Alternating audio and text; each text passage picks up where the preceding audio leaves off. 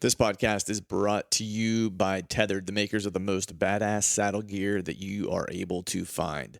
The most frequently asked question that I get since I started saddle hunting is really about comfort. And aside from it being more comfortable to hike in because it's lighter, it's more compact, it's more mobile. Aside from that, the question is always kind of around whether or not I'm comfortable in the tree. And the saddle is extremely comfortable. And what makes it so comfortable is that it's absolutely customizable to fit each person differently. And you don't need to necessarily be a DIY guru to customize the saddle. Simple things like adjusting your tether height in many cases will get you dialed in and kind of provide you the comfort that you're looking for in the tree. For me, the game changer ultimately was, in terms of comfort, was using the Mantis recliner. And if you don't know what the Mantis recliner is, this is a back band that goes around your back. And now they have a Gen 2 version that hooks right into your carabiner. And what it does is it provides you extra support in your back for those long all-day sits in November. This piece is extremely adjustable. And you might be asking, will this interfere with my shot whenever I'm drawing my bow? And it absolutely does not. The way it's kind of positioned and the way it fits on you, whenever you go to take a shot, when you lean up, it falls to your lower back and kind of gets out of the way of your shot sequence. So you can learn more about Tethered and all their gear at tetherednation.com, and be sure to check out their YouTube channel for a few great DIY saddle tips. September is here, which means that hunting seasons are finally officially kicking off, whether you're out west hunting antelope, elk, etc., mule deer, or if you're here in Pennsylvania where the dove and goose season has just opened. And many of us are actually doing a lot of this hunting on public lands, and the backcountry hunters and anglers are the folks who continue to help us protect our public lands, making sure that they are accessible and free to those of us that want to use those lands. And the important thing to note here is that September is Public Lands Month, and backcountry hunters and anglers are giving away a free public land owner t-shirt with every new and renewing membership on their website. And to renew or to sign up for the first time, you can head to backcountryhunters.org. That's backcountryhunters.org.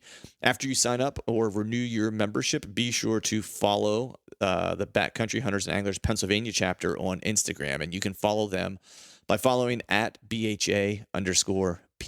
What's going on out there? Happy Wednesday to you. Hope you all are doing well. Hope you had a nice holiday weekend and got a little rest and relaxation in, and had a little bit of time to maybe fling a few arrows, maybe work on a couple food plots, maybe check some cameras, or maybe do all the above, or possibly you're just kind of recharging the batteries, maybe putting in a little family time here before the season officially kicks off, and we get short on time for some of those things. I myself was back in our hometown this past weekend for my daughter's birthday party, so we had that going on. But this is also kind of one of those times where, I don't get to travel back home very often to do anything back at the family property. So I took the opportunity to check some cameras and did a little tree climbing, kind of finalized my saddle approach and what I'm going to be doing for climbing mechanisms this season, and just kind of got comfortable with everything. Got up into a tree. I am actually going to be, I waffle back and forth on this between self-filming and not self-filming. There's a little bit of a love-hate relationship with it. Last year, I think I really only took a camera into the tree with me, I think maybe 2 times the entire year, maybe 3. And kind of did away with it. But after getting into a saddle and saddle hunting, it just makes it so much easier to film, where this year I decided I'm going to start filming my hunts and so forth. So got a few new trinkets for that. Those all kind of came in the mail this past week, so I'm all set up and ready to go. So I was able to climb into a tree this weekend and just kind of set everything up and do a dry run just to make sure I'm comfortable with everything that I have. And then additionally, I was able to get out to my dad's piece because I haven't been back there since May, and check cameras. And, just the short story of that is that checked all the cameras, plenty of deer on the property. But, usually I'm getting, two really nice deer, usually every year it seems, during the summer. And then usually one of them kind of sticks around in their core area, at least overlaps our property, that I see them throughout the season on camera, or on the hoof, as it were, last year. This year, though, I only have one, what I would call a shooter, on camera. He's a deer from last year that I knew. He's, I think the picture that I have of him is from July 22nd. So he had a little bit to go yet. But in all truthfulness, I think I have better deer that are around where I live on some of the public and stuff. So that's probably what my focus is going to be. I'm not sure exactly when I'd get back to maybe hunt that property. unless there's like a family function or something like that, where I need to get back for over hunting season, and I can slip in and do a hunt. So on the fence about that. So check those cameras, which was perfectly timed because right after I got done, the very next day we got a nice soaking rainstorm that kind of rolled through, which was pretty fortuitous. Then did a little bit of broadcast seeding just over the food plot. There's still a bunch of clover in it and threw some oats on it, just as an overseed. That way something comes up here once the clover starts to die off. But other than that, got some stuff dialed in, checked the property, and feeling good and ready for the season to start here on the eastern part of PA. I've got by the time you're listening to this, I'll have less than probably close to 15-ish days, 16-ish days remaining before the season kicks off here. So really looking forward to that, but I'm not going to belabor this up front a whole lot here. I got a really cool show today. I hope you guys really enjoy it. This was one that I've wanted to do for a little while, and it's actually an extremely personal podcast for me. It's with my good friend Tate. You guys have heard me talk about him on the podcast in the past. He made a very brief appearance from the peanut gallery, if you will, last year whenever Chad and I were out in Ohio. Tater was with us in Ohio hunting, and Chad and I were doing those podcasts, every day, every other day that we were putting out during the rut. And Tater was kind of in the background. He made a couple comments. I'm not sure if you guys were able to hear him on the show or not. But the reason that Tater's important, particularly for me, is, and we'll talk about this in the show, but, I grew up hunting all my life, as a kid, with my dad and so forth, and mainly gun hunting. But Tate, his real name is Kenny, is the one who introduced me to bow hunting. And it was later in life. I was in my very early 30s, when I moved back to Pennsylvania, and I started hunting with him, at the family farm and so forth, and doing some gun hunting, and our personalities just really clicked, and we hit it off. And he's a diehard bow hunter. You'll hear about it. He's been hunting, with a bow since the mid '80s. I showed interest in bow hunting, and he kind of took me under his wing and taught me what he knew, and was able to help me get started, and has kind of been my bow hunting mentor since. It's a guy that when I'm seeing stuff in the timber, when I'm bow hunting and stuff like that, I'm always texting him. I'm texting him pictures of the deer that I see or that I have on camera, or what I saw in the timber this day on this hunt or whatever. We always have a lot of check-ins during the course of the year. And so, it was really, as I'd mentioned, this is a kind of a personal podcast for me because, not only was he instrumental in me starting to bow hunt, but also very instrumental in how I kind of, started looking at hunting differently, because bow hunting changed my perspective. And then additionally, we mentioned it in the show, but, without him really kind of introducing me to bow hunting, I don't know that I have this podcast, because it was that fire that he lit that really kind of, steamrolled into being a bow hunting addict, which then steamrolled into starting a blog, which then steamrolled into starting a podcast. And, and here I sit today. So without further ado, I'm just going to go ahead and get this show started. I hope you guys enjoy it. And as always, thank you guys for listening. All right, folks, welcome back to another episode of the Truth from the Stand Deer Hunting Podcast. And today is a bit of a special show. I have a really good friend with me. In fact, he's probably responsible for this whole podcast thing that I have going on. I'll say that he's probably largely responsible for this bow hunting addiction that I have. I'm with my good buddy Tate, the man, the myth, the legend. He might also be known as to some folks as Kenny Williams, but he's affectionately referred to as Tater around these parts. How you doing, buddy? I'm doing fine, man. Good. Thanks for having me on, bro. Yeah, it's thanks for welcoming the podcast into your abode. We're sitting in his man cave out here. We'll cover this at some point, but it's rustic. Yeah, it's rustic, but we've got Lucky over my left-hand shoulder. For all those out there listening, they've been listening for a couple years. You know about this deer that I chased for a while. Tater's the man who put him on his wall.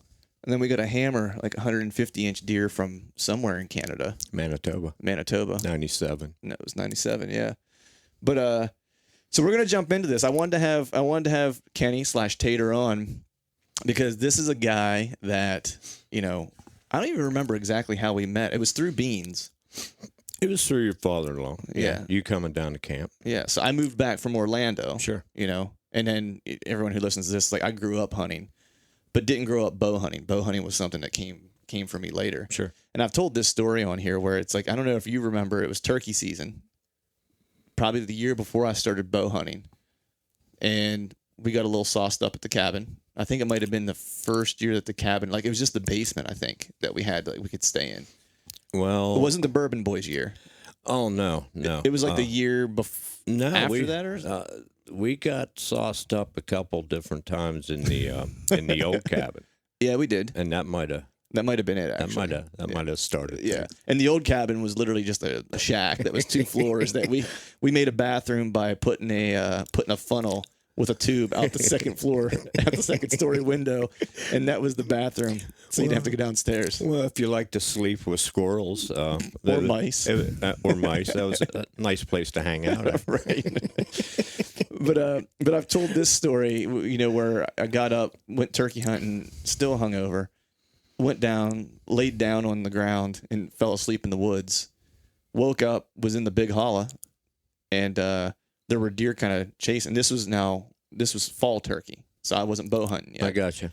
And you, me, Koval, Beans, we were all down there to do a fall turkey hunt, and which in hindsight is weird to me because of how much of a bow hunter you are, that you took the day to kind of go turkey hunt. But you love turkey hunting too, so it's not like you were giving up the. I can give or take it in the fall. I like to run after them in the spring, but fall is bow hunting now. Right. You know. Yeah. So I saw deer moving, doing deer things that I had never seen before. Sure. Right. Yeah. And I remember coming back and you see any turkeys? I was like, nah, I didn't see any turkeys. It's like, but I saw a couple deer. You were like, oh, where at? And I told you where I was at. And you were like, well, what were they doing? And I said, I've never seen them do this before. I was like, but they were kind of running after one another, and they ripped down the hollow one way, and then 5 minutes later they'd rip back up the hollow. Now, it was probably, there was like 2 bucks that were there and a couple does, right? In hindsight, young bucks, right? Because it wasn't prime time. Like it was still it was getting into the later part of, I guess, October. It wasn't even pre-rut yet, I wouldn't even say. But, I doubt it. But a couple young deer feeling frisky, trying to feel themselves out a little bit. Sure. And what you had kind of explained to me, you said, you know, what you saw there was, you know, natural deer activity, you know, and that was something I'd never seen before. And when we started talking about the rut, because even growing up all my life hunting, I only really ever gun hunted, so I didn't. Right. That wasn't something that we really talked about, you know, was the rut, or, you know, it was, you know, I'm grateful for having the upbringing I did as far as like getting into hunting, but there was a lot of aspects to hunting that we just didn't talk about because of the way we hunted. It was more farmer style hunting, and there's nothing wrong with that, you know, but it was, we didn't get into the details to understand deer behavior or how they like to move or how their seasons change and what influences them, you know, throughout the different seasons, and whether food's their priority or, you know, or procreating's their priority or whatever that is. And so that was really the first time that I had like put those two things together. And you kind of explained to me then that you were like, well, if you want to see more of that, maybe you should try bow hunting. Right. And so I remember the famous words, and then it was all downhill from there. But I remember then the next year I ended up using, if you remember, I ended up using a recurve. Like the first year I ever. Yeah, you borrowed your dad's. My dad's recurve, yeah. And I remember you said, you know, at this point I didn't know anything because I really never hunted out of tree stands or anything growing up. I mean, we had them here and there, but I usually would. My dad did we hunted from the ground, and my dad did a lot of still hunting. In hindsight, that was how he liked to hunt. He would use the wind. He would wait for a good windy day. Even when he was gun hunting, he liked to hunt, you know, I guess what you would call like your not great hunting days. You know, he would go out in the middle of the week when there weren't a lot of hunters in the woods, and that's a good way to go about it. Yeah, and he would find a nice windy day, and he would try to just stalk, you know, and do a lot of still hunting. So I hunted predominantly from the ground all growing up, and so you were like, hey, you know, we'll hang you a set next year and get you in a tree, and I was like, all right, cool. And I remember taking that long ass bow up into a tree stand. Like, I mean, I'd probably be a little bit better at managing it now, just because I'm more used to being in a tree, of course, now. Yeah. But for the first year, it was a lot to manage in the tree. And I don't know that I even saw a deer that year, but it was just. No, I told you I'd put you on a deer, and I think the first evening you hopped up in there, you had a doe at range. I believe I did. Yeah. Now there was one stand. What surprised me is how you were able to go in there and actually me giving you a semi good directions to the stand, and you I found it. ripped right in there and found it. Yeah. Well, that was a thing because I mean, it's like I live. Everyone's heard me say this, but it's like I live 3 hours from that property, right? So it was, I didn't get a chance to get back in the summer really much to do any prepping or anything like that. And you were like, hey, I'll hang you a stand. You just come in whatever weekend you want to come in. It might have even been opening weekend. I don't remember exactly what weekend it was, but I don't remember, bud. I don't. I'd say probably a good chance that it was early in the season. Yeah. And I remember you telling me like, okay, it's down. It was in the backfield, off the edge of the backfield. You have to walk down that ridge, and then you cut in like there's some pines right there, and there's a thicket right in front of it, and you got to go in there, and it's about 30 yards into that thicket or whatever, and you're like, you'll see a line of pines, and it's sitting in there in the midst of those pines with some good cover. And I went in the dark, of course. And like, I remember when I came back, you're like, did you find it? And I was like, yeah, because I think you thought I was going to be sitting on the ground all day because I couldn't find the stand, or I was going to come back like within like an hour or so. No, I was impressed. But so anyway, that's kind of how Kenny and I kind of became friends. He's been good friends with my father-in-law for years, golfing buddies, hunting buddies. And then we really started hanging out at deer camp, hunting rifle together, down there. And then we had this experience together, and he kind of turned me on to bow hunting. And ever since, we've been bow hunting buddies, travel to Ohio together, hunting around here a lot. Yep. We don't get to do as much as we used to, just because I hunt a lot down by the house now. But I want to dive into a little bit more who Tater is versus who I am and how we met. I figured it was appropriate to kind of set that backstory, just because my love for bow hunting kind of started there, and Tater's been my kind of bow hunting mentor as we've gone through things, as I've seen things. It's like, this is the guy I always call and we talk to, sharp woodsman, been doing it for years. And then I started the podcast because I loved bow hunting so much, and that was really, so it's like this whole fiasco we got going on here is really in large part due to this guy. But hey, the train is still on the tracks, right? Yeah, it only comes off once in a while. The wife might have a different argument, but we'll I can manage that. Well, I got one too that I think most of the time she thinks I'm crazy. Yeah. And there might be a lot of truth to that. I think there is. Yeah. I think on both sides. Well, we know each other well, so we can speak to each other like that. Yeah, exactly. So for those out there listening that don't know who you are, I want to get a little bit of background on it. So, where are you from? What do you do for a living? Essentially, who is Kenny Tater Williams? Well, I was born in Kittery, Maine. That's right. I forgot about that. My dad was in the military, and I was only up there 2 years, and he moved back home to Everett, Pennsylvania, and I've been here ever since. Nice. And as far as like what you do for a living, you're a regular dude. Regular dude, about as regular as they come. Right, putting in the 9 to 5 grind. No, it's the 5 to 3:30. Oh, that's right. Yeah, for you, it's the 5 to 3:30 grind. It's a little different. Yeah, your hours are a little different than mine. So, born in Maine, dad in the military. How did you start hunting? Like, was this something that was something that your dad did, your family did? Like, so how did you get started into hunting? The family did it. Yeah, the family, my uncles, my dad. Dad being in the military got his time of service, he got away from hunting, but he grew up in the woods as a hunter. Small game, especially because back in the late 50s and early 60s, believe it or not, around this area, if you cut a deer track, that was news. Really? Yeah, you had to go to the very, very big woods to actually maybe see a deer. Right. So as I got older, 8, 9, 10 years old, I wasn't old enough to hunt yet. It was growing up for me. 12 years of age, you got your hunting license. Right. But I always went out early with my dad, kicking out rabbits for him, and I just loved it. Right. I just loved it. It wasn't forced upon me. It was something that I accepted and embraced at a very young age. Right. And then it was always hard for me because he'd go down these moms and the deer gang would get together and hunt deer. Right. Well, I wasn't old enough to go. Right. But at the end of the day, the home wasn't far away. He'd come and get me, drag me down there, and I'd help sharpen knives. And I don't know if I got knives sharp for the guys. They said they were sharp. But I was in there mixing it up with my uncles and listening and hanging on every word that they experienced that day. And they were driving deer the old-fashioned way. And trust me, Clint, they were very, very successful at it. Right.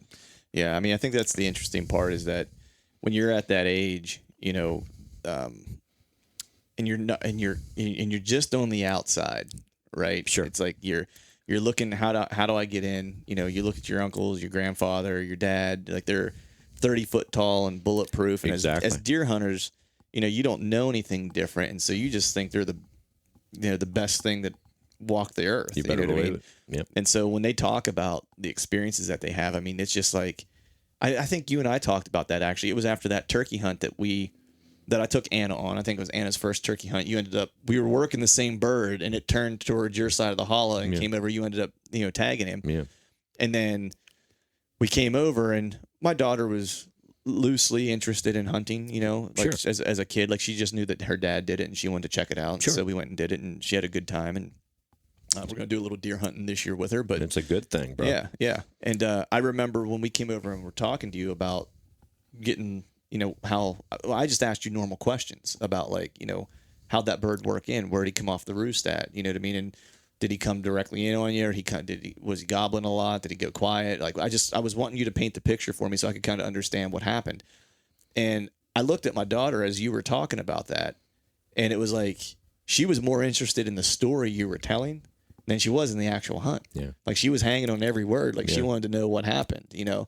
And that to me is like, you know, probably one of the most important things of hunting. You know what I mean? It's like, there's a lot like, you know, I always talk about hunting camp, right? There's a lot of aspects of hunting camp that don't necessarily fit the way I like to hunt, you know, per se. Yeah.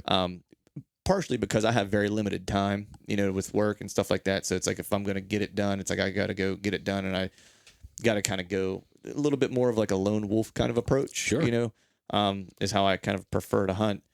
But the thing that I probably, you know, miss out on, you know, and I'm going to, I guess, get a little bit of it this year because I'm going to take my daughter down, is the storytelling aspect of camp. Yeah. You know what I mean? Like that's one of the best things. It's just, you know, I think one of the big things that'll help that actually is that now in PA, like the Saturdays or the openers on a Saturday, where before it was always on a Monday. So I had to decide, am I spending a day of vacation to hunt rifle and go to camp essentially whenever that's not really my preferred way to hunt. Like I prefer to hunt with a bow, and, you know, I go rifle hunt, gun hunt if my daughter wants to go, and I'll take her out on a mentored hunt or whatever. Yeah. But now, you know, I look at it and go like, you know, I can go down and hang out. And if I want to go hunt, I can hunt. I can take my bow if I want to. Sure. You know what I mean?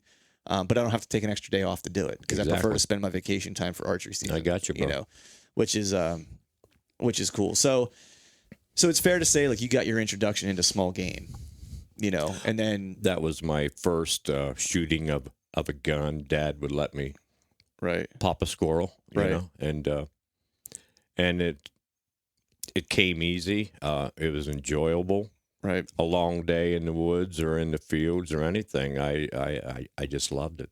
Yeah. I just loved it. Yeah.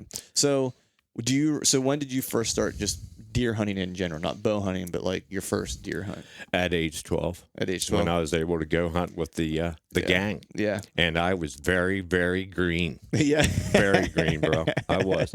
I thought I had it all figured out, but I learned with every hunt and practically every step I took in the woods. Right. Yeah. So tell me about the green experience then. Like how were you green? Well, all the little things that uncles and dad and other gang members would mention, like one of the very first big bucks that I actually saw on a drive was brought right up to me, pushed right to me. But I remember sometime before that, my uncle's saying if the difference in running, if you hear a ch, ch, ch, that's a good sign of a stiff-legged buck running, you know. And, Right. and believe it or not, Clint, I knew that this was a buck at age 13 or 14. Mm-hmm. I knew this was a buck running towards me. I hadn't seen him yet, but I knew this was a male deer running towards me. And the heart's pumping, things are going on. And then I saw him, and then I shot at him, and I missed him clean. And the rest is history. But that's just how green I was. I had to grow. Yep. I had to get more confident till I got my first deer. Now, in driving with the gangs, I first started out with a 20 gauge pump, and then an uncle lent me a 30-30 single shot, Mm-hmm. and then, you know, it just started to evolve from that. Right. And then I got my first deer. It was a spike, and Right. I was the cock of the walk for like 3 minutes. Right. Yeah. Yeah, for sure, man. I mean, the first deer, those are always trophies. You know what I mean? No matter how big or small. It was. I remember well. He was running full bore, and I slipped one into him because I held on him. He was running across the field, and he was kind of running even with me, not running away, and Right. the distance wasn't increasing. Wasn't changing as it was going. Wasn't changing, but he was running belly to the ground, and I really held on him and squeezed, and I was glad to see who's go up in the air. Right. So there we go. Yeah, it's wild because, you know, because I kind of grew up similarly, right? I grew up in the same area you grew up in. Yeah. And of course we're years apart in age, but you know, like I said, we did a lot of still hunt whenever I first started hunting with a gun, you know, sitting or walking and stalking. But there were instances because the farms around us, because we had like a back 40 where I lived. You know, my grandpap owned some acreage or whatever, but I pretty much stayed on that back 40 in Graceville or whatever and hunted that for the most part, whether it was turkey, squirrel, deer, whatever it was.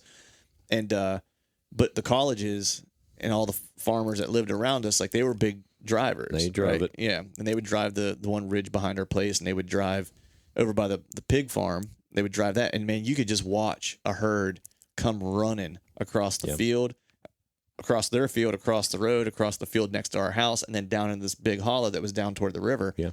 And that's usually where I would hunt. And so every deer I killed as a kid growing up, like if you couldn't hit something running, you weren't killing anything. Exactly. You know what I mean? I know. So it's you know, so I got pretty adept at shooting, you know, things on the run and like leading them out and, you know, letting them have some space, You letting had them run. to. Yeah, you had to. So I was a pretty sharp shot. So it was like transitioning into bow hunting. It was just a world of difference because I had never shot a deer not moving in my life until I started bow hunting. You know what I mean? I know. Like, It's a pleasant change. it's a great change. Yeah, I was like, what? They don't run? Like they're not running? Like I have some time, you know? Granted, I say I have some time, but as you know, it's like things happen in the deer woods so quick whenever you have a bow in your hand because you're really dealing with close range and, you know, your movements, it's a whole different ball game because of how close you are. But so you got your first deer, right? You're now part of the crew. I'm officially part of the crew. You had to cut your shirt tail off because you missed one. So you're I had several shirt tails cut yeah. off. So when did bow hunting become a thing for you? Like when did you start bow hunting? When did that come about? 1985. Okay. But I did not hunt until 86. But a bunch of friends, we all gun hunted and partied together, and we're young and dumb. But anyway, bow hunting interested me, and I wanted to check that out. Now, how did you get introduced to it? Was someone in your family bow hunting, or a friend of mine, Steve? You still hunt with that guy? You still hunt with Steve? Yeah, I'm trying to get him to go to Ohio this year. Yeah, I remember you telling me about that. He's not committed yet, but I'm gonna work on him hard. Yeah. Anyway, he was bow hunting for a couple years, and he was telling me stories, encounters in the woods, especially late October and November about the rut. Now I knew about the rut. I knew how deer acted in the woods. Right. Had I actually really seen any of it while being a rifle hunter late in the season, late November and early December? No. Right. So I thought I'm gonna give this bow hunting gig. I'm gonna check it out. And probably one of the best moves I made was went to a local hardware store here in Everett, and the guy that worked the sporting goods section was an avid bow hunter, and I went in there and says, "Look, Tom, I want to take up this sport. I'm green. I don't know a thing. Can you help me out?" He says, "I'm gonna hand you bows over the counter. I want you to pull them back." And he handed me bows over the counter. Now these were early compounds, Right. and I pulled one back. He said, "No, that's short." I pulled another one back. That's long. And I think about the fourth or fifth one, I pulled it back, and he says, "Okay, I like how everything's looking right there. How's that feel to you?" I says, "Well, it feels good to me. I wouldn't know the difference, but right? I don't know. Should it feel Right. good or should it look right?" And he Right. says, "I think you got your draw right there." And it turned out to be that old bow's hanging up there on that wall behind that Oh, that's right, Manitoba yeah. buck. That old Golden Eagle Pro Turbo, Right. like 25% let off. Right. So when you drew back on a deer with that guy, You're holding some stuff. well, you're holding some stuff, and you might want to try to get your shot taken care of pretty quick before you start quaking. Right. You want to be judicious about your draw, about the time you're holding your draw. But the early bow hunting for me, Clint, in all honesty, was a lot of learning. A lot of learning from mistakes that I did, and I never forgot them. I always filed and keep info in the back of my head, and I did not take a deer until my third year. Mm-hmm. Yeah. And then I guess it seemed like after you got your first big leg hit or something, did it come easy after that? No. Right. But I gained that confidence. I was already pretty confident in my woodsmanship, Right. how to read woods and stuff like that. And then I started taking deer, and I was hunting bucks with friends, especially Steve. We hunted a lot together, and the quality of animals weren't there. That was before the horn restriction in PA, way before that. Oh yeah. I mean, we didn't even have that whenever I was growing up as a kid. So it's like I tell friends like Chad. You know my buddy Chad. We hunted together in Ohio last year. Rodeo. Yeah, old rodeo. It's in talking to him. I mean, I know he knows this as well, but just in our conversations, like the caliber of deer that he would see growing up and stuff like that versus the caliber of deer that I would see growing up. I shot, a 6-point was the biggest deer I'd ever seen on the hoof during hunting season. Yep. In my life growing up in Pennsylvania until recently, to be honest. You know what I mean? It's it was just, if you saw a rack anything, that might be the best deer you saw that year. Exactly. And that's how it always. That's how it. Now there were pockets. There's pockets in PA that had good deer, especially when you get out west towards the Allegheny. Exactly. You get into some bigger mountains where a little bit more rugged country. Deer get to get a little bit more age on them, but they can get old. Right. For where we live, where it's pretty, you've got some hill country, but it's not. I wouldn't ever call it rugged. No, it's not rugged. And it's a lot of farmland too. Yep. You know what I mean? So it's chunked out. And growing up, I mean, I know hunting numbers are going down and stuff, but growing up, especially around here, it's everybody hunts. It was an event. Everybody hunts and everybody drives. Yep. You know what I mean? So it's one of those things where, it's a lot of deer get put down, especially before the antler restrictions. Well, exactly, Clint. When I was growing up hunting, and especially early in my bow hunting thing, bucks never had a chance to get old. Yeah. They just didn't get a chance to reach age. Yeah. Or maturity or anything like that. Yeah. I mean, it's different now in a very good way. There's very much so. Yeah. There's there's just, even around here, whether it's down at the farm or my dad's property or whatever, it's like you're seeing better and better, better deer. I see it from everybody. at work, you got your guys that are camera happy, and Mm-hmm. they're bringing in pictures of deer they got on trail cams, and the quality of animals in this area has increased Yeah. tenfold. Yeah. I mean, no one would ever mistake it for the Midwest necessarily, No, right? no. But you will get a handful of decent deer. Like, a good example is Lucky hanging on the wall there, right? Yeah. Like that deer, if his rack, right, would, because he was a 4.5-year-old deer Yeah. when you shot him. Yep. He's barely an 8-point because he has a crab claw, but like a small crab claw on the other side. Yeah. But he's all palmated, and Yeah, he's got very much. a lot of character, a lot of pearling around his bases and stuff like that. Super cool deer. He's got, for the area, he's got some mass on him. Yep. Like a deer would have never got to 4.5 years old on that farm 10 years ago, 12 no. years ago, 15 years ago. Oh, no. Never would have happened. Nope. It was, and it's funny because, when you look at him and you see his rack, it's like he's an interesting, cool looking deer, and he doesn't look like a giant, like, shall we say. But on that farm, he was a special animal because that was the first 4.5-year-old deer I can ever remember seeing, like legitimately knowing that he was 4.5, because I followed him on trail cameras since he was probably a year and a half old. Yeah, we had him pegged from a youngster. basically from not from conception, but Right. His first year. Yeah, and he never ballooned up like you would expect him to. He just didn't have it in him or whatever. But No. it was just one deer that we were able to follow through a couple years. He was just super, super cool deer. But that deer would have never had a chance, in years past. Never a chance. Would have never happened. But so you started bow hunting in 1986. Yeah. Right. I guess let me ask, what was it about bow hunting that you like? Because I know you like to hunt small game. I know you like to hunt turkey. I know, especially in the spring, you like to hunt gobblers, and you're really good at it. And I'm terrible at it. So it's thanks. like I'm always looking for pointers from you. I need to correct some eyesight here. You do have that thing going. I need to act on that. Right. It's Whether I do or not remains to be seen. It's the sometimes I'm just too Irish and hard-headed. right. Yeah. Well, that is true too. Yeah. That is true too. There's some truth to that. So what is it about bow hunting that drew you to it? And I'm going to guess it's probably a lot of the same things that drew me to it, but I'm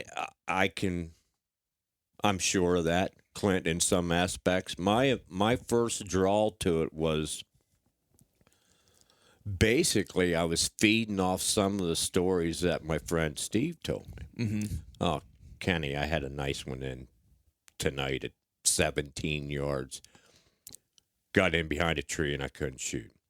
Or he busted me. And I'm like, dang, man, that I wasn't really expressing it to him. I was expressing it to myself in a silent mode. That really sounds cool. I would like to really I want to get in on this. Mm-hmm. So I did. And it was part of that. I wanted to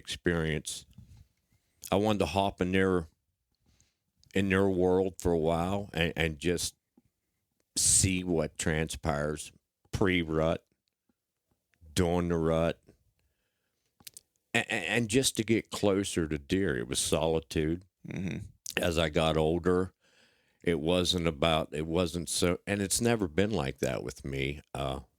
You've heard me say this 100 times to you. To me, it's the chase. Mm-hmm. Whether you catch them or you don't, I love the chase. Trying to outfox one of these guys. It's. I won't get in the Hall of Fame for a 300 batting average on that. So, Right. But that was the allure at an early point. It really was. That time of the year in the woods, I always enjoyed that. Right. As a youngster growing up with my dad going squirrel and rabbit hunting and stuff, I think I saw rut activity at points as a younger kid. Didn't know what was going on. We'd see deer. So a snowball effect was kind of taking place with me, and I wanted to start bow hunting and for the solitude. Mm-hmm. Always hunted with friends anyway. Right. But you didn't hunt beside your nobody. You was up in that tree by yourself, and Yep. and it was kind of on you. I got into feeding the family kind of mode, We got to get something to eat here. We're going to starve through the winter. I just think like that, Right. But it was the one-on-one aspect Right. of it. Yeah. And as I guess there is an evolution to bow hunting. I've evolved. There was a greater appreciation for the animal.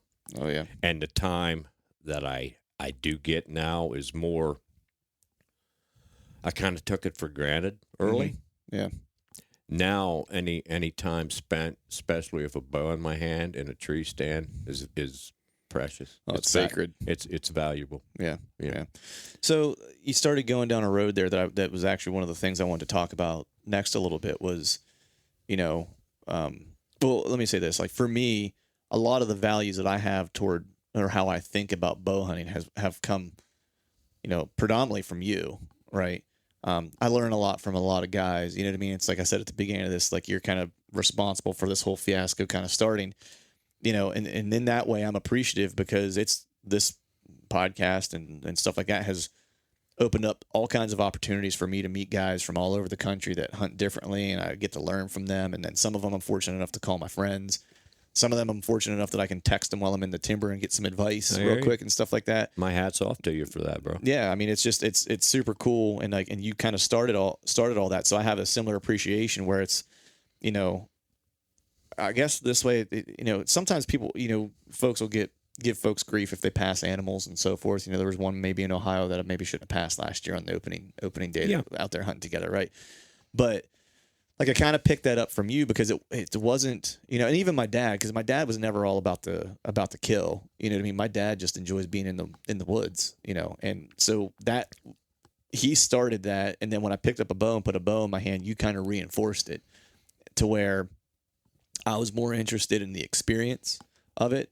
And if an animal got tagged in the process of it, then that was just the cherry on the top. Sure. You know what I mean? Yeah. Because there were things that I was seeing and I was learning and I was experiencing that, that people that don't have a bow in their hand sitting in a tree just don't get to experience in life. I know. You know what I mean? And that was just one of the things, like you talked to me about that. And it's one of those things that until you experience it, you probably don't recognize Sure. it, Yeah. And I would say even when I first started, I probably took it for granted a little bit too, but I think it was the first deer that I killed with a bow kind of changed that, right? Because it was like all these things had to come together and work. You know what I mean? And the first one was a doe. Sure. You know what I mean? It's like I'd killed bucks with a gun and whatever. Me too. My first deer was a doe. Yeah, it was a doe, and it was one of those things where it finally all came together, and that was when I kind of recognized that all these little things happened to make this end result. Yeah. And man, do I need to start paying more attention to all those little things, and not just from like a strategy and tactical perspective, because I'll have more success if I start recognizing the details. Mm-hmm. But it was more, man, I'm going to enjoy this so much more if I just appreciate all those little moments that kind of come by that provide me learning opportunities. Yeah. So it's interesting that you mentioned that, and then you started going down a path here, and this is where I wanted to kind of take it next. Was, you started talking about evolving as a bow hunter, right? So I want to get a sense from you. First, it's two parts. How have you seen bow hunting change over the years? And how have you seen yourself change as a bow hunter over the years? So we'll do the first part first. How have you seen bow hunting change over the years? Well, I mean, obviously the gear has changed, right? Technology, but exactly to start with, and we can brush over that. But the involvement of the equipment you use, it has just from 1986. Now you can look at that and say, well, that's a pretty lengthy time span, or you can say, well, that's not so long. But the technology and the gear that you can take to the bow woods now, it's just there's no comparison until when I first started hunting. I got a guy from Headstrom to make me a homemade tree stand. I remember you telling me about that. Yeah. And I slipped down wet trees more than once. It was it might have been a 14 by 14 platform with wing nuts and some angle, and it got the job done, Clint. But you pull 6 or 7 hours in one of them because there wasn't a seat. Right. And was I smart enough to whip up or buy me a seat to wrap around the tree to sit on? No, because I was hard-headed and stupid. Right. But no, not stupid, hard-headed. But as it's evolved, the technical part of it aside, I've noticed guys, a lot of guys, still will, after you talk to them, no matter how long they've been hunting with a bow, the first thing that comes in is being shot at. Maybe I shouldn't even be bringing this up, but I just listen to guys. Not that I'm perfect. Right. I'm far from it. But that involvement there with some guys, and some of them I call friends too. I see them never really evolving and getting the full picture of it, Right. of what bow hunting is. Not that I'm trying to preach anything. There's nothing wrong with that. That's how they approach it. I've told you before, Clint, that my wall of shame is it's full. Right. So I've evolved to basically appreciate every hunt I go on now, whether it's good, bad, weathered out. Ohio last year, weathered out. That's Mother Nature. I have no fight with her about that. If you can't take a lot of the bad that comes with a little bit of the good in bow hunting, you should not be doing this sport. Right. You ought to be doing something else. Yeah, that's the truth. But that's, in a nutshell, that's what I've observed. Right. I don't know if I answered your question or not. Yeah, I think you did. I mean, I think that a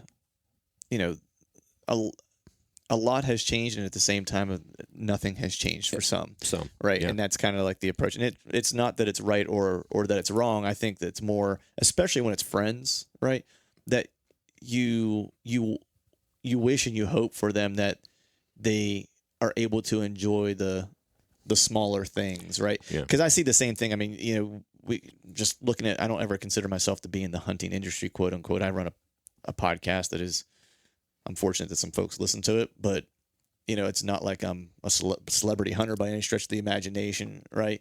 And I hope that when I see like some guys in the industry, especially if they have shows or TV shows or whatever, it's like, and this was partly me, and I've talked about it on the show, is that there was a point in time where it's like hunting was one of those things that I'd loved, but it was also one of those things that was starting to drive me a little bit crazy because I was putting a lot of undue pressure on myself to do certain things or achieve certain things because, I thought that was required in order for me to have any type of legitimacy in the space that I'm in with a show. Right. I understand what you're saying there. And that was actually the hunt for Lucky, oddly enough. And I talked about that because I was getting all ate up because I was trying to get on him, and I had an opportunity that opening day of that season. I couldn't seal the deal because a younger deer winded me and took off, and he took off with him.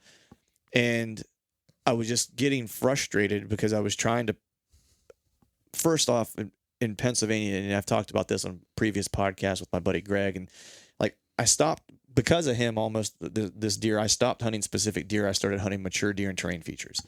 That's how I started hunting, because hunting a deer year over year in Pennsylvania is really hard. Yeah. Because they don't make it from one year to next very often if they're of a nice caliber and a decent animal. Exactly. You know what I mean? Like that's just the case. I mean, we've come a long way with the antler point restrictions, in my opinion, where we're seeing better deer, but you still don't have a lot of deer making it to 3.5 years old in Pennsylvania, right? It's like if you see a 3.5-year-old deer, that's a good deer. But going back to the point that I was making is that a lot of dudes that have shows, podcasts, web shows, whatever, feel compelled to, that it's all about the kill and it's all about the antler they're putting down or that they're putting on film or whatever the case is, because then it legitimizes them as a hunter or whatever. I'm just like, man, you're missing it.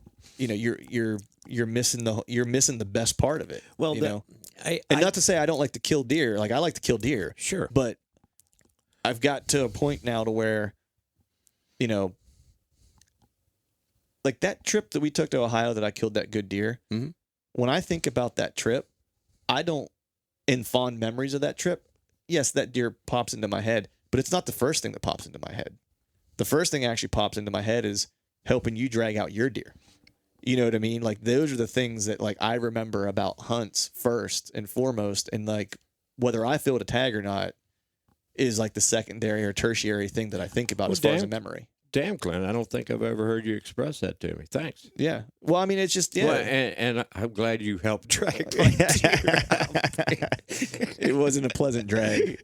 But he tried to get down the ridge, but he didn't make it. He didn't make it. But so I think that's kind of what you're saying, is that, you know, there's a lot of things to think about and enjoy about bow hunting. And if you're hung up on trying to one up the next guy, or having the biggest deer, or, you know, ate up on how many inches of antler you're going to put on your wall, or whatever the case is, you know, then you're missing it. You're missing. And not only are you missing it, and I'm not downgrading anybody for it, but, like, man, like, I feel bad that you're missing out on these experiences that you're just letting fly by you, that are there for you to have, right, but you're not recognizing. Right. You know, right. That's I think that's kind of what you were kind of getting. Well, at. Yeah, and especially at my age now, Clint. Right. The first number in my age starts with a 5. Right. And the last number is a 9. Right. So, back to what I was saying earlier, and I still got a lot of game, you know that. Yep. But every chance I get out now, whether it's good or bad, mm-hmm. whether I get busted by a deer, doesn't mean you're not frustrated if something happens, right? But it's like you still have you're able to place it in its right spot. Sure. Well, I'm like you. Do I like to bust a nice one? Well, heck yeah. As a bow hunter, hell yeah. Who doesn't? You know? Can't lie to your friends or anybody else and say, "Well, I'll take whatever I get." No. Right. You want to pop a good one, right? And what I've been trying to get to is that's one of my biggest evolvements as a hunter, is a bow hunter, is I appreciate the time more. Right. I love the little nuances that might occur during a hunt. Mm-hmm. The chance or being in an area with worthy animals, mm-hmm. I appreciate. Yeah. Whether or not I see them or not, it's all the little things. Like you said, if you knock one down, that's a good thing. There's your icing on the cake right there. You worked hard. You didn't sleep all that good or eat all that good, right. and you got rewarded. Do I have to be rewarded? No, I get a lot of reward off of what I experienced throughout the season.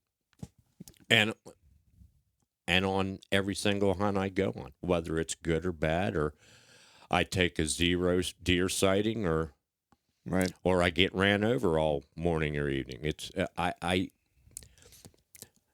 try to keep everything even, right there. Right. So that's that's, I think, one part of, like, the evolution of a bow hunter, right, is that aspect of the appreciation part of it. And I think, look, I think a lot of that comes with age too, right? As you get a little older, you start to recognize that you're not necessarily the priority. You know what I mean? I know, I know that you put me, especially early on, you put me in stands and in locations to help me try to have a good hunt. You know what I mean? Knowing full well that you could have went and sat that spot yourself and had the hunt, but you were putting me in a situation to try to have an experience to where to go basically to reinforce, like, the, something that I had already knew at that point, which was that, like, I loved bow hunting. You know what I mean? But you were like, I've had those experiences. Let me help you try to see these things too. Yeah. Which was really helpful for me in my learning curve.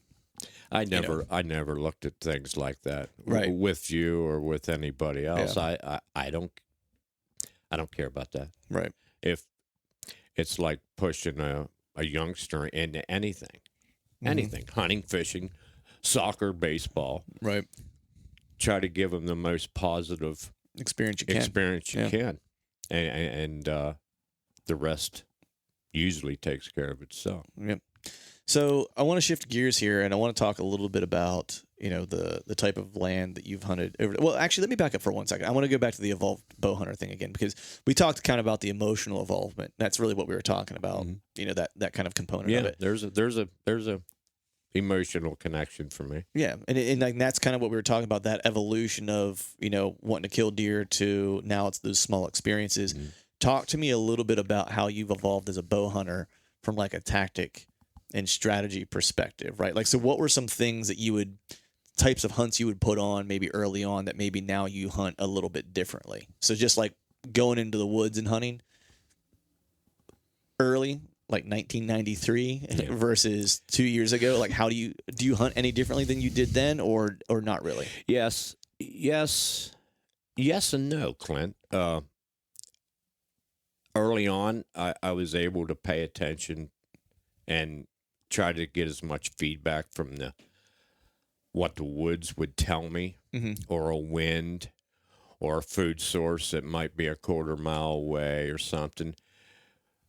But to be honest with you, Clint, I would find, and a lot of these areas I knew because I grew up hunting them, right, with my uncles and the family driving deer. So I was familiar with a lot of the terrain that I hunted, and a lot of that was farmland with a lot of hardwood and pine and everything like that. And what I would do, Clint, and I'm sure thousands of other guys did too, is as a semi-greenhorn at it, let the woods tell you where they're heading or how they're getting back. Did I know where deer bedded in a lot of these areas? Yeah. Did I push into there? No. I wasn't super aggressive. You'd hang to the outsides and try to pick them off. I'd try to pick them off, but I knew a lot of good, consistent deer movements on how they would approach certain fields or little corners from one wooded lot to the next. I applied a lot of that when I started bow hunting by what I had learned as a 14 and 15-year-old kid tramping around with the guys in rifle season. Yep. Now I try to pay a lot more attention to the wind. Do I let it dictate my whole hunt? Yes and no. If I know that a wind is no good, I'm not going to hunt that spot. Right. I don't want to climb up there and sightsee and watch chipmunks all evening or morning. But I've actually, and I'm not ashamed to admit this, I've learned a lot from you. Oh, because of all the different people, articles, anything that you've ran into. You always tell me these cool little tidbits, and I'm like, damn. Right.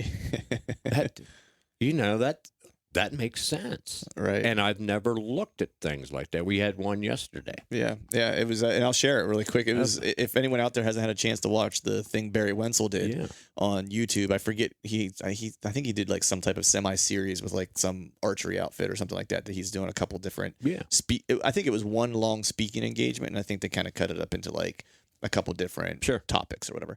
But he was talking about, hunting mature deer, especially, his experience specifically being in Iowa, and how mature deer will use wind and thermals. And this is specifically for hill country. And like what he was saying is like, a lot of times, you're playing thermals, yes, but you have to think about how the deer is going to play thermals in the wind, and not just deer in general, but the deer that you want to kill. If you have one that you're patterning, or if there's one or two mature deer in an area. Yeah. And the example that he gave was that, there's a field, if I'm standing in a buck bed and I'm the buck, there is a field to the north, right? The buck is bedding south on a ridge, right? And so the morning, thermals are going to come up that ridge, and that's great for him to bed. He's probably, watching his six because he has a line of sight, but he's looking, he's able to smell everything coming from up, below the ridge or whatever. Thermals are rising. In the evening, the does and the young bucks will leave as that thermal still works in their favor before the thermals start dropping and the wind, et cetera, starts to change, because they want that wind in their face as they're heading out to the field, because they want to make sure it's clear of danger. Yep. Well, that buck is likely bedding a little bit further behind those does, right? Because he's trying to stay away from that social pressure.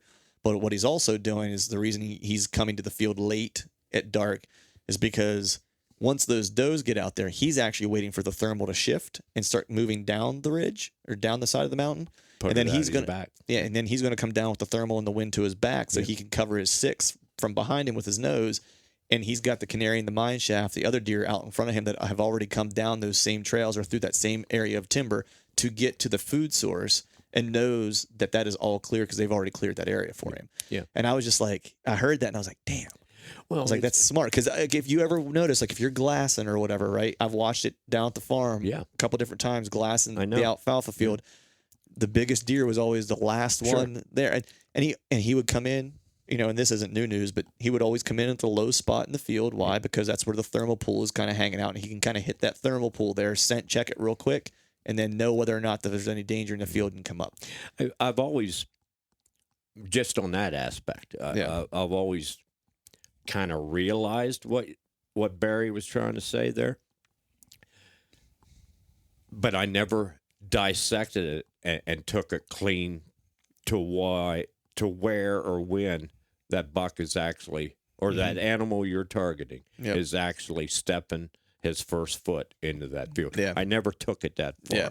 It was one of those things, like, I've always had the assumption, because I mean, I've always said, and not to go back to talking about Lucky here 100 different times this podcast, but like I learned a ton by hunting that deer because I hunted him multiple years. And like that was the animal that really kind of helped me. I always feel like as bow hunters, we can learn a lot from each other, and my buddy Greg and I talk about this because it's one of those things where it's like, yes, as you mentioned, doing this thing, I get to meet a lot of people and I get to learn a lot. The one thing that I need to do now is I need to see these things play out. It's that in-tree experience where it really kind of makes it ironclad for you, where you see it play out, and then you're able to kind of really start to use it.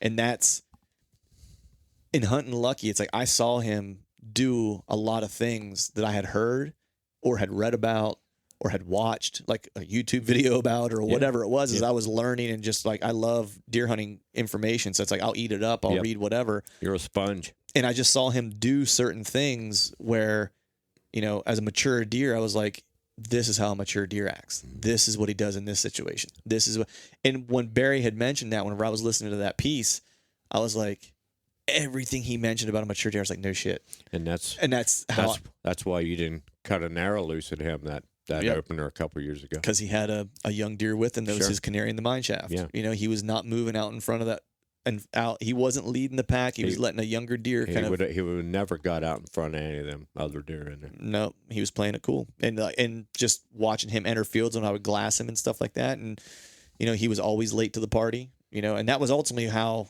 I figured out where to set up on him, because I knew what time he was getting to an end destination where I could see him. And I was just starting to backtrack him to where I thought he was bedded and how he was getting to where I was glassing him. Well, quick point back to how bow hunting has evolved. You let your cameras tell you. That's why we never had cameras back when I first started. Yeah. But, and I'll make this real short. You had him. Oh yeah, yeah. If that young deer wasn't with him, he was dead. You pegged him. Pegged him. The only thing that didn't happen was cut an arrow loose on him, but he won. It's like it was the one thing I didn't plan for, and it's because I didn't, and this is what he taught me, right? The one thing I didn't plan for was that part of the season was him to still be with a group of deer. Sure. Right? And the reason being is because he wasn't, I guarantee you, he wasn't probably bedded real close to them, right? October 4th, 5th, 3rd, whatever it was. I doubt it. But I bet you they all hooked up. Yeah. Yeah. You know what I mean? Like, and he was not coming to the field until he had someone else out in front of him doing the checking. Sure did. You know, and that was a big learning experience for me. It was now, you know, whenever, especially when I'm hunting early, I always kind of watch out for the lurker, the one that I'm not hunting. You know what I mean? Like the first one's coming. You kind of hate to see him, but you know that's something you're going to have to deal with. Yeah. Extra eyeballs, extra ears, extra noses. If your target is in that group of deer that's coming. Yeah. I mean, you know, look, for everyone out there listening, it's not like this is ironclad, that it's how this happens all the time, right? Every deer has its own personality. They all kind of operate differently. Yep. But, you know, just listening to the way Barry was talking, you know, it made sense because I've seen this play out more than once for me in a tree, too. Right? Yeah.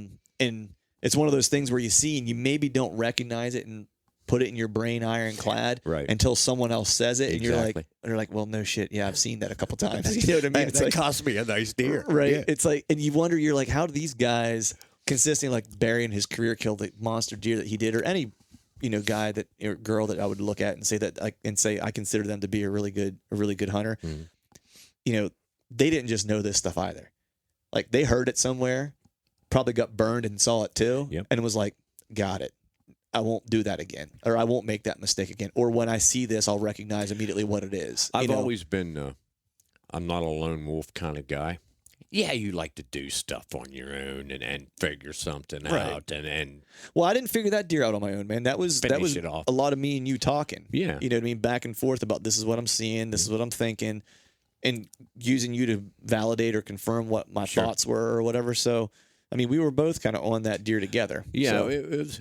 It was he was just a good old buck to hang around and watch for 3.5 years, you know. Mm-hmm. I remember whenever you called me when you shot him. I remember, well, first you apologized because you thought I was going to be mad, but I remember we both said, and this is how you know you're hunting with the right guys. You know, when you don't even have to say anything, you both say the same thing, which was the immediate things that we both kind of thought and said was, if it wasn't you. If it wasn't me, I'm glad you. Yeah, that. And then part two was, I'm kind of bummed I'm not going to see him around anymore. Sure. You know what I mean? Like, just because of that, what we were talking about earlier, that chase, right? Like, wanting that chase, that was the best part of it, was kind of chasing him. Well, and I've never been like this. I went up to him and knelt over him, and I just picked his head up a little bit and patted his side, and I'm like, you are a cool dude, buddy. I didn't jump up and down that I got lucky. I could care less about that, because that evening, Clint, he damn near got through there again. Yeah. He was a slickster, man. That's for sure. Yeah. You know, it's one of those deer that I won't, like, that'll be with me for forever. You know what I mean? Just how he worked as a learning experience, for sure. And to see you evolved as he evolved with age. Yeah. Well, that's the interesting part of the cat and mouse game. Right. That's the interesting part of the cat and mouse game. Whether you're hunting a specific, you know, mature deer, or whether you're hunting mature deer in general. Yeah. Right. It's, you know, as they kind of change in age, right, you kind of do the same thing, right? You could also then get into, like, you know, because I've also had the conversation with some buddies, you know, Greg Litzinger, you know, particularly, I think it was who we were talking. Actually, no, it was my buddy Garrett Brenner. We were talking about how often guys will pattern a specific deer, or try to, right? The first year that they try to get on them usually is like the year they get the closest opportunity. In many cases, yeah. Because as the years go, that deer starts to pattern them and understand where they're having, you know, negative encounters. Sure. You know, which is kind of interesting. Now, I don't think that holds true across the board in every state. I think each state is a little bit different, or each region is a little bit different based on the hunting pressure that you have, right? Like, I know for PA and hunting Lucky, it's like I hunted him late season the one year, and then I saw him 3 times out of 4 sits in a late season, and then I saw him opening day and should have killed him if that deer didn't blow me up. Yeah. But that was like, I only legitimately hunted him probably 5 hunts, and that was it. And I don't think it gave him enough time to, like, figure out that I was starting to figure him out necessarily. Well, I agree wholeheartedly, Clinton. I think 3 of them hunts were late season after Christmas, correct? That you saw him, Yeah. right? Well, 4 of them were, and I saw him. I hunted for him 4 days after Christmas in late season. There we and go. 3 of those days I had an encounter with him. Okay. And then your closest encounter was the next opener. Was the opener the next year opener. Yeah. Yeah. So it's it's one of those things. You're right. It's like as you evolve, they evolve, but sometimes they're evolving because you're educating them. Yeah. And so it's always an interesting kind of balancing act. If they get out ahead of you in that, you're done.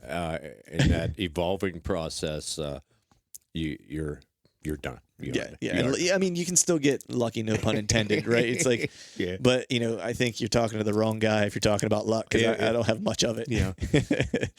But I want to shift gears here a little bit and talk about, I know throughout your, lifetime hunting, you've hunted a combination of public and private. You were hunting private land before it was cool. Like now all of a sudden it's in vogue for people to hunt private land, but you've been doing this for years. Yes and no. Early on I had access to private land. Right. It was people that I knew, or a neighbor knew them and says, yeah, you boys can go down in there and hunt. That's how it was back then. And right. And I hate to say, back then, we're talking the late 80s, early 90s, but right. As you well know, Clint, a lot of them have closed up. Yeah. Access is hard to come by these days. Landowners have changed. People have passed away. The ownership of the farm or the property has switched hands entirely, and you can't get in there. Yeah. And that's okay with me, because you either adjust or you don't. Right. And that's part of my evolution into bow hunting, that I've started especially the last 6, 7, 8 years. I've did a lot more public land hunting. Yep. And some of it's been good, and a lot of it hasn't been all that good. Right. But that's the public part of it. Right. Well, everyone can do it, right? It's there for everyone to use, exactly. Right? So it's a good level playing field. It is a level playing for field. Everyone. It's there's definitely look, you and I were talking yesterday. It's like I grew up hunting a back 40, right? And when I first started bow hunting, it was all family owned land and stuff like that. I don't really have any access land to hunt down by me in Philadelphia, so everything I hunt down there is all public, But as we were talking yesterday, it's actually I have the better deer that I've ever had to go after have been on public land. Well, based on the pictures you showed me, you damn right, bro. Right? Yeah. So there's a couple, So I used to not enjoy or look forward to hunting public land. It was one of those things where it was. But as I've gotten older, I think what it is like and this goes back to like what it is like being a bow hunter, right? It's like you've got to enjoy the process and the grind a little bit, right? Because you have to. You got to go out. You got to accept it. Well, and you got to be willing to go out and do the off-season work and the scouting and the things like that are going to put you in an opportunity when it comes, October, November, and December. Right. For those who don't want to do that, public land sucks. Like it does, you know what I mean? Because like it's not it's not like a back 40 where every nook and cranny of it. Because even if you know a piece, it's going to change from year to year to year depending on what's the pressure on it this year versus last year. What are the food sources doing this year, especially if you're not near ag, right? Are the acorns dropping this year? Are they not? Did the community cut a hiking trail through there? Right. Yeah. Everything. Like anything, you know what I mean? And so it's like the guys that I know and, that hunt a lot of public, that, I know I keep referencing Greg because he's just one of my better friends that, he hunts a lot of public and he's really, really good at it. It's just like that guy's a beast when it comes to scouting. Like he is a monster when it comes to scouting. And that's why he sees good deer on public in a state like New Jersey. And I've taken a lot of like tips from him. I'm fortunate that he's a buddy of mine and we share, well, he does more sharing than I do at this point, right? You know, because he knows a lot of that. Like a lot of what I know, I've gotten from Sure. him. You know, especially when it comes to that type of stuff. And you have to be receptive to that as a bow hunter. Don't try to make yourself into the Oh, you're not the end all be all. I feed off of everybody. Like I said a little bit ago, I've learned a good bit off of you by your experiences, who you've talked to, your podcast, who you've had on your podcast, and as you talk about that stuff, it's not going in one ear and out the other with me, dude. I'm sponging that up, Right. because I learn every hunt I'm on. I'm learning something here. You got to. You know have what I mean? to. Yeah. I mean, if you're not, then it's just, you're just not capturing the full experience if you're not. No. You know what I mean? And to me, it's like most of the guys who are, you know, guys and girls who are bow hunters, it's like that's what they really look for. They're looking for that like next tidbit of information that's going to help them the next time they go hunt. Sure. And that to me is ultimately kind of what starts to define like someone who is like I'm not classifying a bow hunter as saying like, well, there's gun hunters, there's bow hunters, and this way is the better way. Like that's not the intent of this. Right. It's more of like someone who is a diehard bow hunter. They are interested in and looking for those small little things, hunt over hunt over hunt, Yep. to continue to evolve and learn and start to tip the odds in their favor Yep. a little bit more, right? And so it's not a one is better than the other or one versus the other. It's more of this is usually, you know, a trait that people who are hardcore bow hunters that are really into it, Yep. that they have, you know, is that, you know, thirst for knowledge. Oh, anything I can get my hands on. And we've talked about this dozens of times, Clint. And how many times have I mentioned to you about any little thing, whether it's a tiny thing to a much broader thing, anything that you can possibly sway good fortune or the odds your way out there, no matter how big or small it might be. It can't hurt. Right. You know what I'm saying? It can't hurt. You're just trying to stack the odds. Trying to stack the as odds. as many of them as you can get. And still, if you're a real honest bow hunter and you don't fabricate anything, still you can stack the odds as high as you can. There's still a lot of instances where you're gonna you're failing. You're gonna fail. You're gonna strike out. Yeah.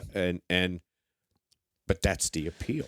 Yeah. That's the appeal. If you can't accept that, or you find that hard to digest, go fish for bluegills in the farmer's pond or something. That way, Right. you throw a worm on the hook, you're guaranteed that you're gonna maybe get bit. You know? Yeah.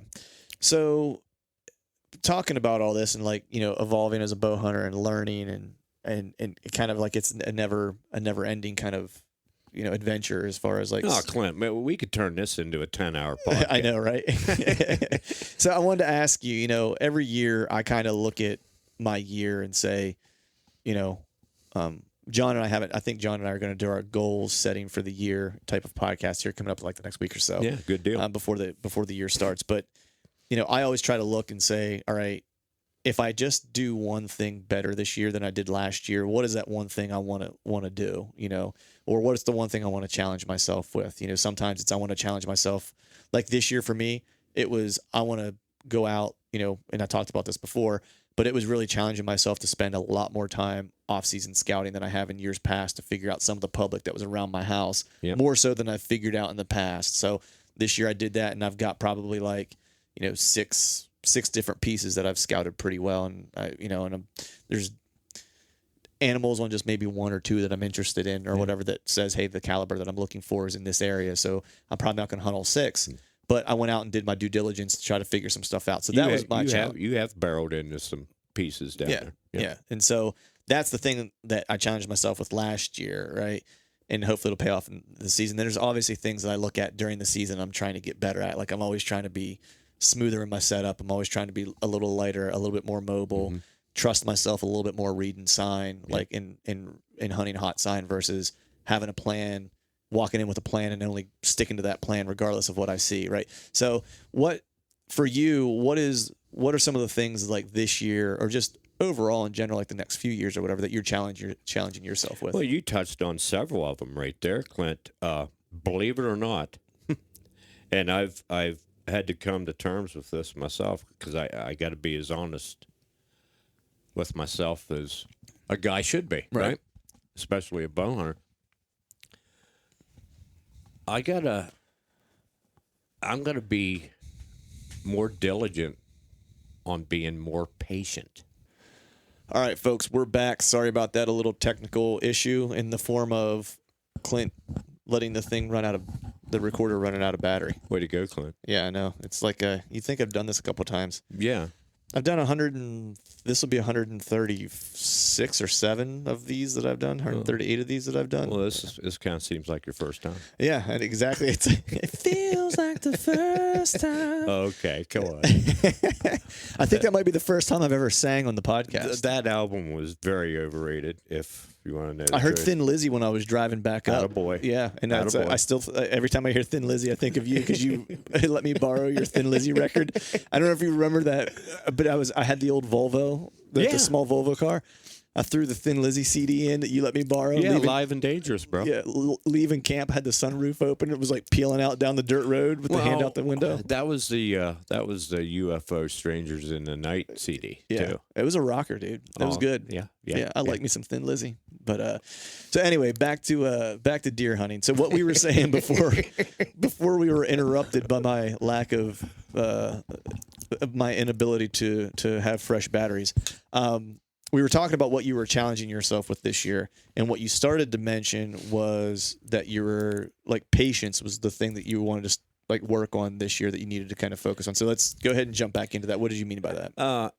To explain that better, Clint, being more patient, yes, in the tree while hunting, or if critters are around or something like that. But I'm meaning on interpreting sign. Mm-hmm. Don't have a knee-jerk reaction to every little thing I see, because sometimes I can get caught into that trap. Mm-hmm. I'm not ashamed to admit that. Yeah. Letting that happen, more conscientious of a. Yeah, I just garbled that out there. That's all right. Yes. But on a tree, on picking a correct tree, or even if I've dialed in a good tree, let's get on the right side of it. Right. For approaches or anything like that. Right. Just being more patient, Clint, to boil it down into everything that might encompass a bow hunt. Right. That's entry, that's exit. Mm-hmm. My equipment I use is fairly quiet, but at times I still will kick out a nice shrill metallic sound for whatever reason, like an idiot. But just to be more patient, to be more. Well, I've always been comfortable, but sometimes I'm not at ease like I should, because I haven't let work exit the brain yet, right? Yeah, or anything like that. I hear that. And to get out there and I'm on a bow hunt, morning, evening, all day, what have you. Let's bow hunt. Right. Other thoughts can get rid of the bullshit. Get rid of the BS, homie. Yep. Get rid of the BS. Yep. I think for me, that's to put it in a nutshell. That's what I'm trying just to be more diligent and right. Just about every move I make, whether the moves I make are correct, right or wrong. If I go about it in a clear frame of mind and it ends up being a mistake, I can live with it better. Right. And if it turns out to be a plus. Right. Yeah. That's so much better in itself. I'll tell you what I'm liking right now is this rainstorm after I checked cameras yesterday, a little cleansing. Cleansing. Yeah. I didn't know this was in the forecast. This is pretty nice. This is in the forecast for today and tomorrow. Is it really? Yeah. Well, I'm hoping it comes down my way because I got to check cameras tomorrow, down Philly way to see what I got going on. And I've been looking for rain for like weeks, and I've not got it while I was off. So I think I think you're going to get a little bit because Hurricane Dorian is going to be popping through. She's going to be washing out, but you're going to get some residual rain and wind off of that. Yeah, I'm hoping we get just a little bit tomorrow so I can get my camera check done. But I think for me it's similar to what you're kind of talking about, where I'm challenging myself a little bit this year. Some of the same things you're talking about, always trying to be quieter, always trying to be stealthier, always trying to be smoother in my setup, quicker, all those things. Changing, you and I talked about it a little bit, but changing up some of my gear this year as far as like how I'm climbing and stuff like that. So I was actually up this morning early, in a tree, climbing with a couple different approaches, just trying to get slick, setting up my camera because I'm filming all my hunts this year. On your practice climb this morning, how many pounds you carry in there with you? I tried to keep it pretty legit as far as like what would be similar to what I would carry into the woods with me. Exactly. That's what I'm asking. Like I hiked in, I put my saddle on, and it has all my ropes and stuff in it. Gotcha. And then I had my sticks, my 3 cut down sticks. I have them on like a little caddy that I made to carry them on my shoulder. Sure. So I had that on one shoulder, but I also wanted to climb with my steps too because I'm practicing with both. Exactly. So I threw those in my pack, and what would go in my pack typically would be like, carrying an ozonics unit, sometimes if it's not raining or whatever. A few things, but most of what I need in my pack is in there now, but I threw that in the pack to kind of mimic the weight that I would have of just like some odds and ends in there. So it's like about 5 pounds or whatever in there. And then I threw my camera in there and with my camera arm. That way I could get into the tree, set it up, and kind of get my system dialed in and stuff like that. So I don't know. I probably had 7, maybe 10, 9, like And that's kind of what you're like 7 pounds in my pack roughly. Yeah. You know what I mean? And then I had my saddle on me and my sticks. And that's what you're trying to get to. That's a happy weight. Yeah, I mean the last time I think I weighed everything together, like what my pack and everything would be, I think with my sticks or with my steps, if I use my steps, I think was right around like 15 pounds, like all in. It'd be just a little bit heavier with my sticks, depending. But today I was kind of timing myself getting up and down the tree to see how long it was going to take me, so I know what it's going to take to get in and out, quickly and quietly. Good homework to do. Yeah. So that's the things that I try to work on continuously is like those types of things. I think the big thing for me this year though is you're trying to be more patient. I'm actually trying to be more aggressive this year. I think I've burnt myself a couple years, in years past at least, by not being aggressive enough. Having hot sign in front of me, people listen to this podcast have heard me talk about it before, but having hot sign in front of me and then not capitalizing on it type of thing because I just didn't trust myself. So I'm trying to get to a point to where I trust myself better whenever I see something and I'm like, hey, I should be making a move on this, that I make the move on and I act on it. Well, I've always thought this way, and we've talked about this before too, Clint. If you end up getting a little aggressive and you wreck something, so what? Right. You did. Right. I'm not going to let it dictate a hunt. Yeah. Or my approach. Do I want to go and do that again? No. Right. But I think that's the cards you're going to be playing with if you get a little bit more aggressive. Yeah. And you're willing to take that into consideration. Willing to accept it. Well, I think part of it too is that, I don't. So when I hunt, I'm trying to figure out how to say this. When I hunt private and public land a little bit differently, and I don't think I'm saying anything that's earth-shattering. I think a lot of people do, right? And what I say by that, what I mean by that is that if I'm hunting private land, like down at my dad's, for example, did a card pool yesterday, have one good deer on the property that, when the transition happens, does he stay around? I don't know. Historically, we've had like a handful of good deer in the summer. Then historically, 1 to 2 would stick around and be on the property whenever October hit. At least may not be living on the property because it's only 60 acres, but will be passing through, traveling through as part of their core area for the fall. That when I talk about hunting aggressively, it's tempered a little bit for a couple reasons. It's only 60 acres. So if I get too aggressive and I move a deer off of that property, or I change his pattern or send him into being more nocturnal or sticking closer to his bedding probably isn't on our property. He's unhuntable now. Yeah. Right. Where on public, I'm a little less worried about it because what I'm doing typically, whether it's private or public, is I'm now, I've been harping on this, I'm hunting terrain features that I'm recognizing that mature deer are liking to use. Yeah. And so it might not even be a primary terrain feature that you would look at on a map and recognize like, hey, that's a funnel or that's a pinch point or that's a saddle or whatever the case is. It might be the secondary terrain feature that you really only recognize by putting boots on the ground and scouting it and you recognizing that this is getting used, right?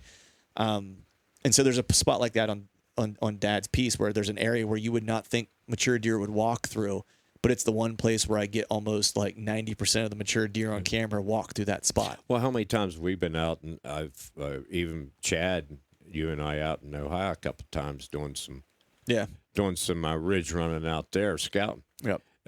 How many times have you heard me say, look at that little subtle roll right there, or that real subtle change. Yep. How that bank just rolls off there a little bit, right off a trail that's on the top. And it's just I don't know. It's little things like that. There's just lots of little things like that trying to hunt these guys that that I eagerly await every year, and it gets more. I get more anticipation now as each year passes because I'm not getting younger. Right. None of us are. Well, it's right? funny, man. It's like we're not, like you said, you have a 5 and a 9 in your age, right? Yeah. And I'm younger than you, of course, right? But I even still think about it now as far as like, how many hunting seasons do I have in front of me, right?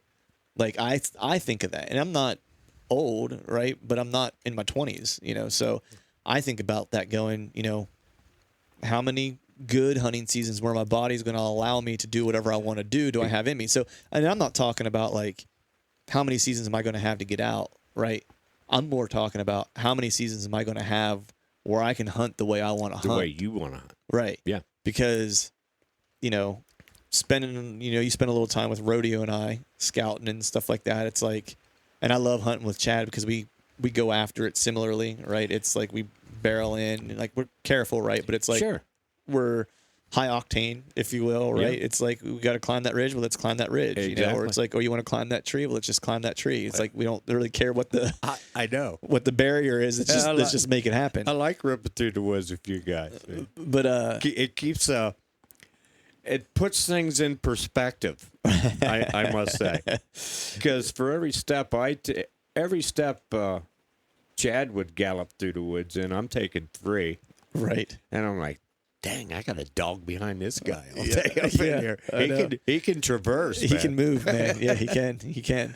But that's what I'm working on, man. And going back to what I was saying about how I hunt it a little bit differently. It's always terrain now, but if I'm doing it on public land and I've got more area, I'm less concerned about being aggressive because I'm not hunting only like the one deer that might be there. I'm hunting a terrain feature that hopefully will give me opportunities at multiple mature deer, right? That or if I do bump him, if I do know where he might be going, I've got enough land that I can go maybe try to track him down again. You know what I mean? Where on my dad's piece, it's like if I blow him out, and look, deer will take more pressure than I think we give them credit for, I know. right? Yeah. But just in layman's terms, or just to make it really simple, if I bump this deer on my dad's property, there's a chance that I'm not going to see him in daylight again. And I have no way to go find him because he's probably spending his daylight hours not on our property. Exactly. Right? We're on public where if I bump him and he moves 600 yards or whatever, 700 yards, whatever, from where he was bedding before, it's like up or down or out. Yeah. Whatever direction, right? It's like I can still go try to find where he's living or where he's moved to and what are the terrain features between, A and B, where he's bedding now, where he wants to go. What are those terrain features he's going to use to get there? If it's that special time of the year, he's not going to stop his game. Right. He just might change his approach a little bit, right? So, I mean, those are the things that I'm always kind of working on. But that's a big thing for me this year is just being a little bit more aggressive because I feel like the one time where I was in Ohio where I found that sign and I was like, this is a good spot, and then I killed that deer 2 days later or whatever it was. Yeah. That was probably the only time that I ever really trusted myself. Truth of the matter was I had to because we only speed scouted that area one day in the summer before that, and so I didn't know shit else about it.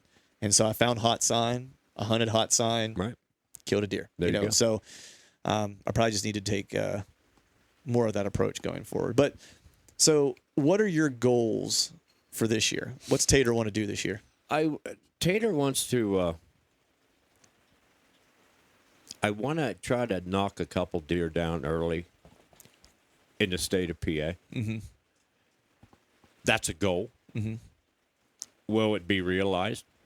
Time will tell. Right. I want to have. Well, a goal of mine is to have a heck of a lot better weather. I'm not making excuses. Right. But to have a heck of a lot better weather than Right. what I experienced last year, probably a lot of other guys. Yeah. But that's Mother Nature. Yep. And I can live with that. Yep. I'm good with that. A goal is to be safe. Mm-hmm. Don't want to get hurt because I love what I do. The biggest goal is to enjoy what I'm going to do each and every hunt. Yep. Good, bad, no sightings, getting run over. I told you before in this here a few minutes ago, I try to keep everything on an even keel. Don't get too high, don't get too low. Yep. I never get too low. Unless the wind's blowing 30 mile an hour 3 days in a row. Right. I can get my lower lip might droop a little bit. Right. And I'll act a little bitchy. Right. But it doesn't dictate anything. That's my goals, Clint, is whether or not I'm successful in achieving what I've set my goals for. Right. That's why you set goals. Yep. What about Ohio? You doing Ohio for sure? Even if Steve doesn't go? I sure am. Yeah. I sure am. Nice. I will be met with discord as I leave here from my wife. Right. Why do you do that? I'm okay. I understand her concern. Right. And I don't take it lightly. Yeah.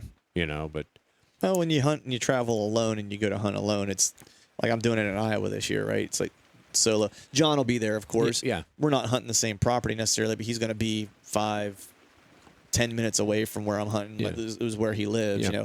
I'm actually going to stay with him for a couple days, but wife always gets a little concerned when I do a trip where I'm going by myself and don't have someone who I'm checking in with every night, because there'll be nights where John and I probably won't see each other because he's getting in late or I'm getting in late and whatever. So it's those types of things that concern her. Well, I get that, and I guess it's kind of nice to know that somebody likes us a little bit. Right. Yeah. It's better than the alternative, I guess.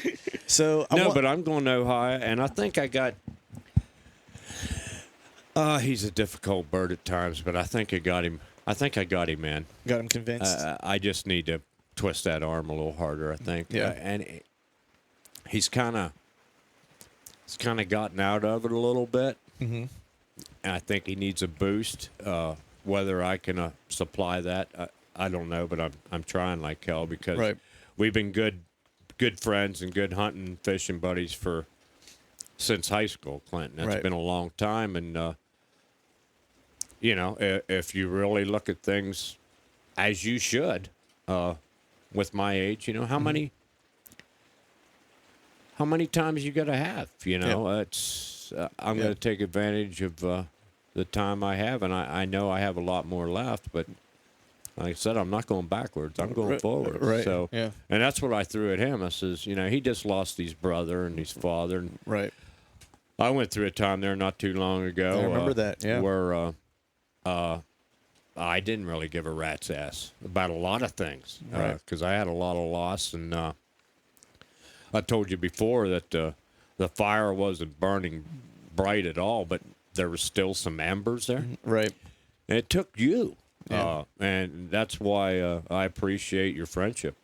It took you to get a fire lit under my ass again. Yeah. On approaching a sport that I really love. Yeah. Well, I was glad I could light the fire, man. And I kind of got out of for a little bit. I went, Clint, but that's all I did. I went. Right. Yeah. No, I didn't go or experience. I went. Right. And there's a big difference. Yeah. No, I remember that, man, because I remember we had shared a moment on that ridge after you killed that deer in Ohio together, and that was special. We won't necessarily get into the details. We'll keep that between me and you, but it was needed, and I was glad I was there to be part of it. Well, I kind of needed it too. Yeah. I'm not ashamed of anything. I'm a man, and if I want to shed a tear, I will. Right. Exactly. I still cry at the end of Dances with Wolves when Wendy's here saying, I'll always be... Tamani Tatonka Owachi Pishniela Melo. I'll always be your brother. Yeah, I cry up at Dances with Wolves. So if I have a special moment out in the deer woods and That's my even eyes better. get a little moist, Yep, no problem with that. not with me. Yeah, that's it, man. Not with me. I look at things in a very realistic manner. Yeah. I like that I just busted out some Lakota Sioux right there. Did you There like you that? go. I got on you, bro. Yeah. So we've been at this for about an hour and a half. We'll wrap this up with one last question for you, and it's the big one. So why does Kenny Williams hunt? First off, it's enjoyment. It's something that I enjoy doing. Period. As I've gotten older, it's more spiritual. Mm-hmm. Not that I'm a spiritual guy. I have my beliefs. Right. You know, Yep. we're not going to get into that aspect of things, but I hunt all game. It's because it's something that I totally enjoy doing. I find it hard to use the word kill anymore. Mm-hmm. Yep. And I'm not trying to be some special dude, Right, because yeah. I'm not.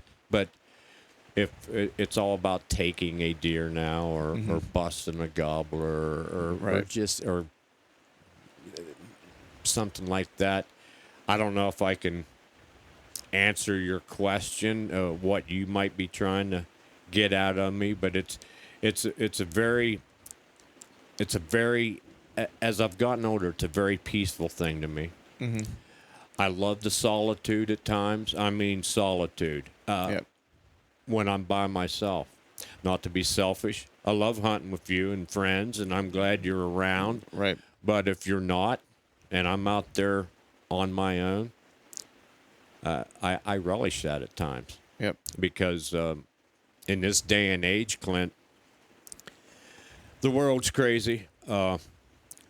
Everything's so fast. Mm-hmm. Things get a little slower. They slow down a lot out there in the woods. Yep. Or in the fields, and that's basically the point I'm trying to make right there. That's why I hunt. I love the white, especially Pam. She never experienced venison until we got together. Mm-hmm. Her family didn't. There wasn't hunters in the family, and that's okay. Yeah. You know, but. I love a good venison meal. I hope one of us gets something this year, because I'm jonesing for your little... the dish. Oh, I'm jonesing for that. Yeah. But just all them little things, Clint, it's just the peace that it brings me. Mm-hmm. It's also the frustration that it can bring me. Yeah.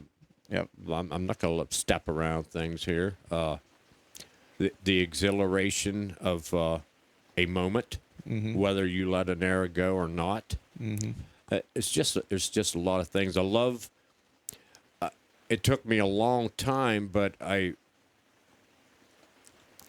when I had the opportunity to get into their environment, and they do their thing, I'm just I find myself very fortunate to be a part of that. Yeah. Yeah. You know, not to get deep and No, dude, all crazy deep. It's no matter how long that moment might last, whether it's 5 seconds or 15 minutes. I just fully appreciate every when they let me in the door. I barge right in and stay as long as I can. Yeah, that's a great way to say it, man. And I think that's a great place to end this one. So. Yeah, I just want to say thanks to you for thank you, brother, introducing me to bow hunting. You know, there's not a day that goes by that I'm not thankful for your friendship and the way you introduced me to the deer woods and the time that we spent together. And I look forward to all the times we get to spend together in the future. And I love you, man. Thanks I for love coming you on. too, Clint. right, folks. Glad to be here. This was a pleasure doing. Absolutely. All right, folks. That is Kenny Tater Williams. You won't ever meet another one like him. Bye.